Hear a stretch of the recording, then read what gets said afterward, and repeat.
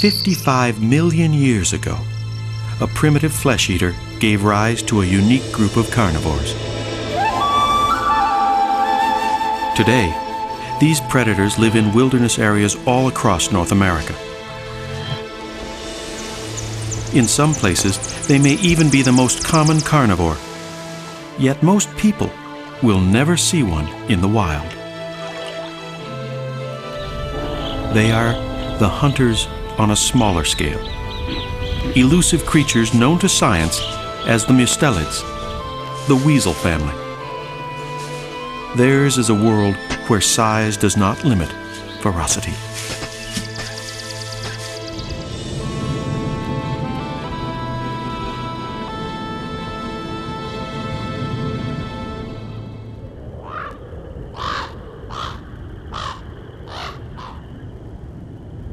Weasels are one of the 7 families of carnivores found throughout the world. Of the 26 species of weasels, 15 are found in North America, but all share common features. With few exceptions, weasels are quick and nimble predators. A brief flash of fur is all any of us will ever see of them. Most weasels are also small. In fact, the smallest carnivore on Earth is a mustelid. Weighing in at no more than 60 grams, the least weasel is only slightly bigger than the mice it feeds upon. Short legs and a long, streamlined body is the basic physical plan of a mustelid. This shape allows a weasel to enter the burrow of its prey. It is an advantage that makes weasels effective predators, and they have to be. A high metabolism forces them to hunt often and to store the excess. They can eat up to half their body weight each day. Weasels are well known for their luxurious fur. Those pelts drove the fur industry in past centuries. Dense coats keep the mustelids warm and allow some members of the family to survive in water. The sea otter keeps the cold ocean water at bay with the densest fur of any mammal. With careful grooming, water does not reach the otter's skin. Perhaps the most important feature of a weasel are the anal glands.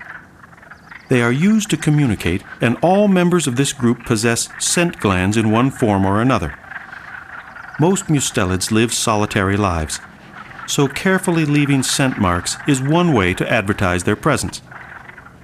This helps them both avoid one another and attract mates.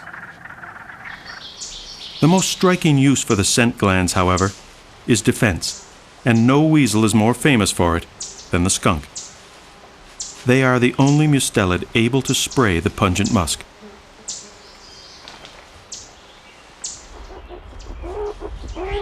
Skunks are born with distinctive markings that warn potential predators to stay away. But they will not have the ability to spray until they are about 2 months old. These skunk kits inherit an effective defense their enemies would not quickly forget.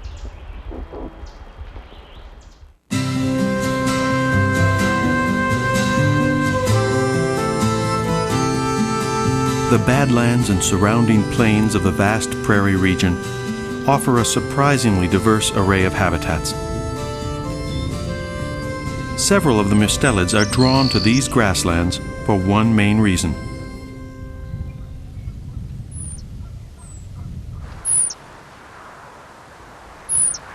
the burrowing rodents.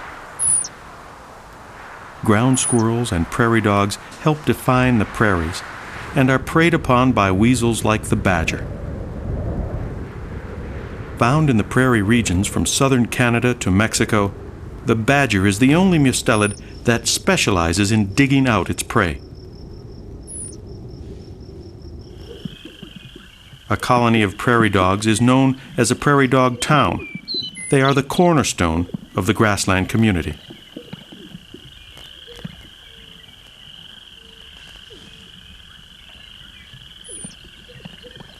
The badger is the ultimate underground carnivore. With its long, strong claws, it can rapidly dig out a panicked rodent, and a prairie dog town can provide a steady supply of food.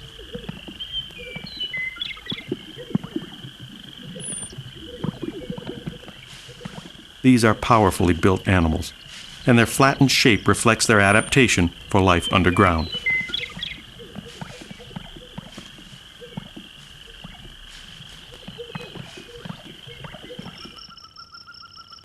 The black-footed ferret is a distant cousin to the badger, and it preys almost exclusively on prairie dogs.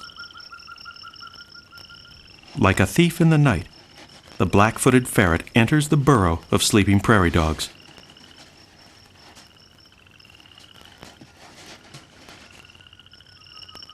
But these encounters are rare today, as only 500 ferrets are left in the world. The long-tailed weasel can also be found next to burrowing rodents. It is the largest of the three mustelids of similar shape known as weasels.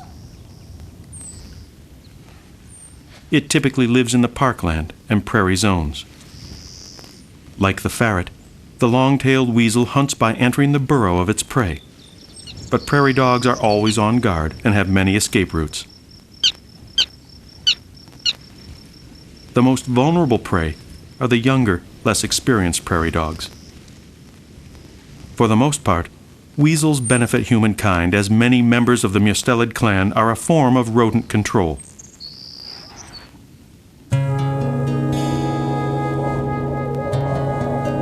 The weasel's world changes as the days grow colder. Winter is the season that will ultimately test their adaptations for survival. The short-tailed weasel, or ermine, is found from the northern forests to the tundra. Only the mustelids known as weasels turn white in winter. Like most members of the family, the ermine seems to live life at high speed. Always hungry, always searching for food, killing mice and small animals and burying the surplus. Weasels do not have large fat stores to see them through the winter. They must rely on their hunting skills instead.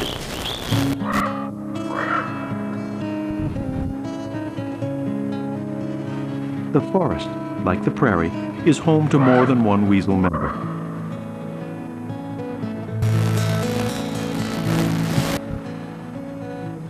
The American marten is a larger relative of the short-tailed weasel and is an excellent climber. As hunters, all weasels have keen senses. The marten is an agile predator, as quick in the trees as it is on the ground, a fact not lost on the red squirrel, one of the marten's favorite prey. Burrows of other animals are used as resting places to escape the cold, but they are also a refuge from predators.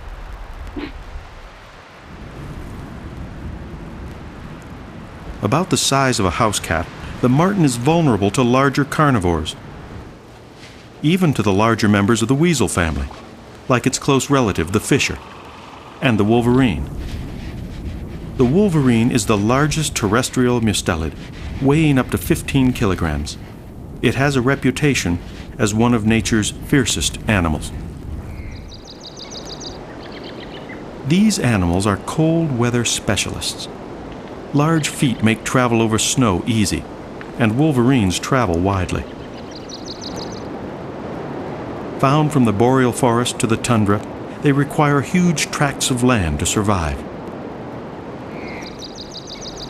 A male wolverine may have a home range as large as 1,500 square kilometers. The wolverine is much like the grizzly bear. It wanders an undefended territory in search of food.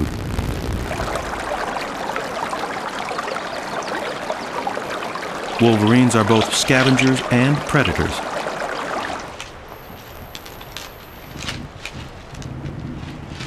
While they depend mainly on carrion, they are also resourceful hunters. They will eat insects and berries, dig for rodents, or climb trees to corner a squirrel. They are opportunists with an attitude. Yet their numbers are declining, for they are running out of areas where they can live undisturbed by humankind.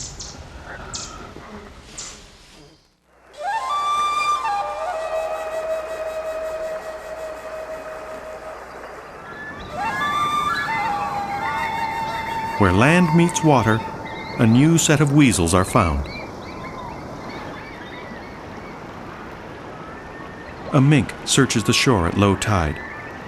This semi-aquatic weasel lives on the edges of lakes, rivers, and oceans, capitalizing on the opportunities both land and water habitats have to offer.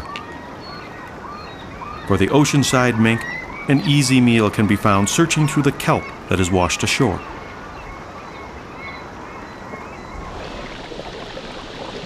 The sea otter is the largest and most aquatic mustelid in North America.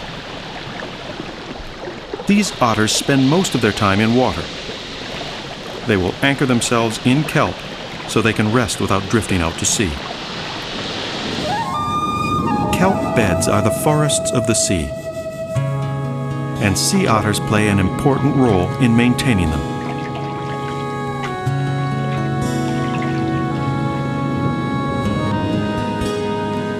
These large weasels eat mainly invertebrates, especially the sea urchins that graze indiscriminately on the kelp and destroy these undersea forests. The sea otter is also one of the few animals other than humans that use tools.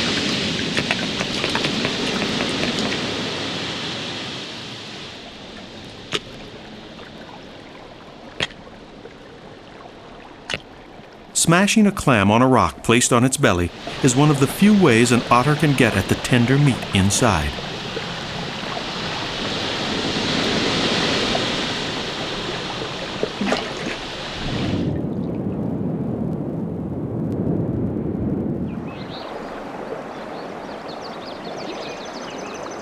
The river otter is also a creature of water, but it has stronger links to the land than the sea otter.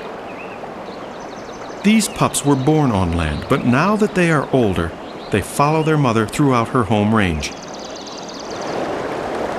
They will not be on their own until next spring.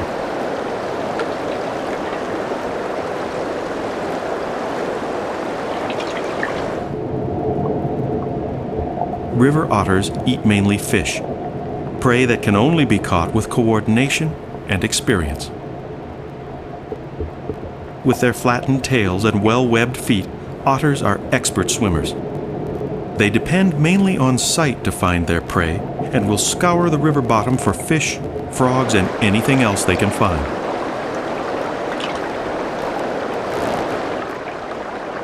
Invertebrates like this crayfish are definitely on the menu.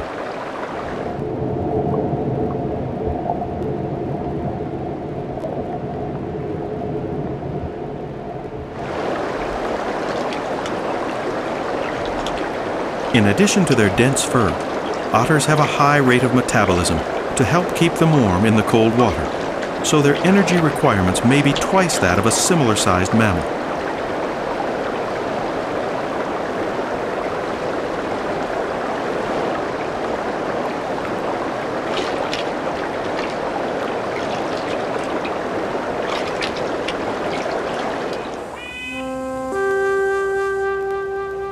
The range of the North American river otter covers much of North and South America. And like all mustelids, with the exception of the skunk and badger, the river otter remains active in winter.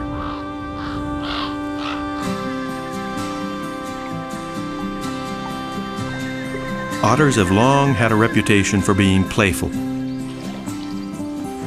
But while play is certainly a part of any intelligent animal's life, behavior we call play, like sliding, may simply be a better way for a short-legged animal to travel on ice.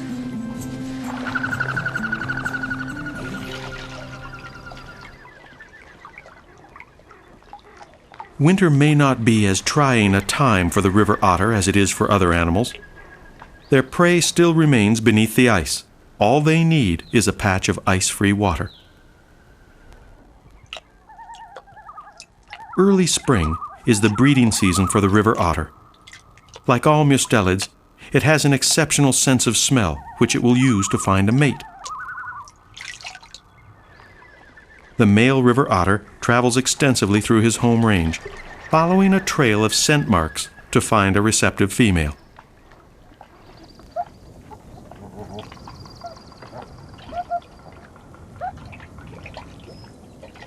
Mating takes place in water.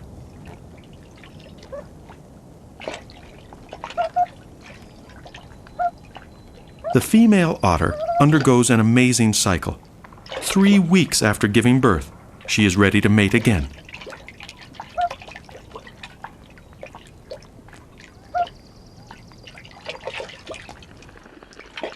Her fertilized eggs then remain in a sort of suspended animation until the following winter, when the embryos resume development. This unusual process is known as delayed implantation and is a feature common to the mustelids. The timing of the breeding season and the length of pregnancy varies within the weasel family.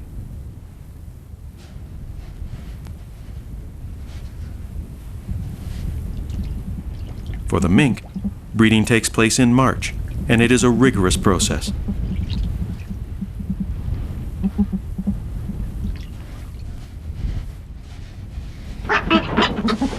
While the male may be larger than the female, he will still bite the back of his mate's neck to subdue her.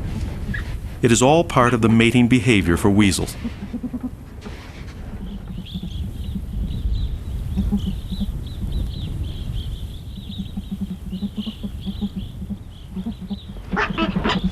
Prolonged copulation is the only way female mustelids will ovulate, and this procedure guarantees that the eggs will be fertilized each time she is mated.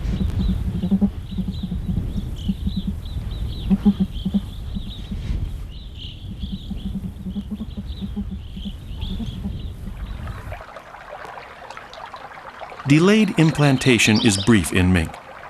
By May, the young, 4 to 6 helpless kits, are born, often in an abandoned muskrat den. As with all members of the weasel family, only the female will care for them. Precocious by nature, in 3 short months, young mink will be on their own.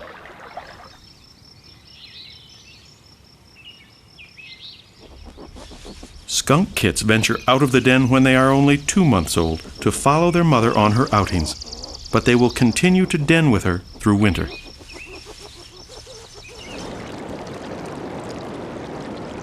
The most secretive member of the weasel family is the wolverine. Its strength and belligerence is matched only by its ability to remain elusive. Young wolverines travel with the female throughout her territory for their first year. This is the only time wolverines will be seen together outside the breeding season, for they are solitary wanderers as adults.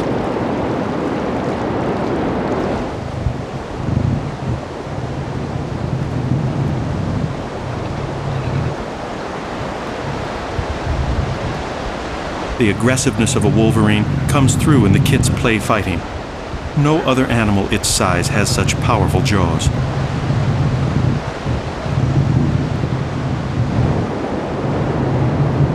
While wolverines may be known for their cunning and ferocity, and occasionally referred to as the devil beast, they will abandon an area at the slightest human disturbance.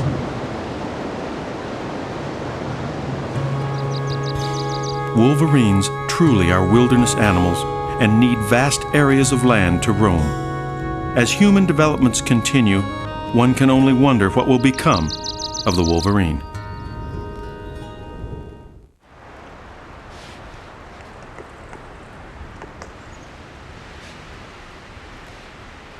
Today, the weasel family is one of the most successful groups of carnivores. At least one species can be found in almost every habitat on every continent except the Antarctic and Australia. And most are thriving in spite of humankind's exploitation of them for their fur. but some members are still recovering from the slaughter that occurred in the past century. The sea otter has made a remarkable comeback from its brush with extinction. Today, they have reclaimed half of their former range, though oil spills and pollution continue to threaten them. The black-footed ferret is one of the rarest mammals in North America. Only a captive breeding program was able to save them, but they are still extremely vulnerable to extinction.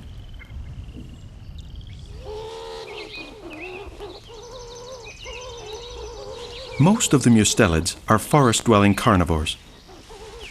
While some, like the skunk and even the badger, can adapt readily to human disturbances, others, like the marten and the fisher, are dependent on wilderness. They prefer the old-growth forests. Habitat loss is indeed the largest threat to their survival.